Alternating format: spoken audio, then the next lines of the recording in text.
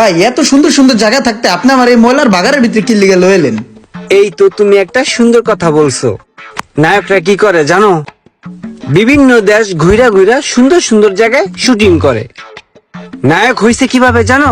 Struggle করে, কষ্ট করে। আর এখন তোমাকে নায়ক হইতে হবে স্ট্রাগল করে, কষ্ট করে। আর সেজন্যই তোমাকে ময়লার বার্গারে নিয়ে আসছি। ময়লার বাগারে আমি কষ্ট করবো কেমনে? হ্যাঁ, এই তো লাইনের কথা বলেছো। ভালো জিনিস মানুষ দেখে না, আর সেজন্যই তো তোমাকে ময়লার বার্গারে নিয়ে আসছি।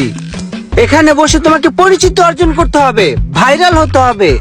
এই ময়লা নিয়ে তোমাকে প্র্যাকটিস করতে হবে, শুটিং করতে হবে, মানুষকে দেখাইতে হবে। এই ময়লার ভিতরে থেকে তোমাকে জীবনমুখী ডায়লগ দিতে হবে, যেটা মানুষের অন্তরে লাগে, মানুষ কষ্ট পায়, আর তোমাকে রাতারাতি ভাইরাল করে দেয়। বুঝো নাই? আরে তো কিছুই না ভাইয়া, তোমাকে আমি আরো এর থেকে জঘন্যতম জায়গায় নিয়ে যাব, ভাইরাল করে দেবো আমি তোমাকে। তারপর তোমাকে দিয়ে আমি টিকটক মুভি বানাবো। আর শোনো, তুমি যে ড্রেস আপ করছো, এইসব জেন্টাল ড্রেস আপ চলবে না, বুঝছো?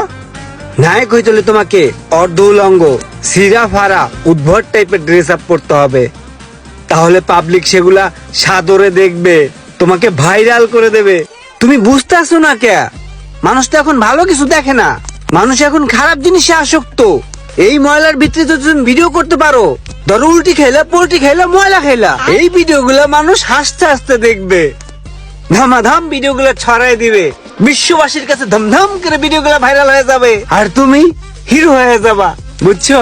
আর তখন কিন্তু তোমাকে দিয়ে ভিডিও করতে সুবিধা হবে। আর একটা কথা শুনো ভাইয়া, নায়ক হইতে হলে কিন্তু তোমাকে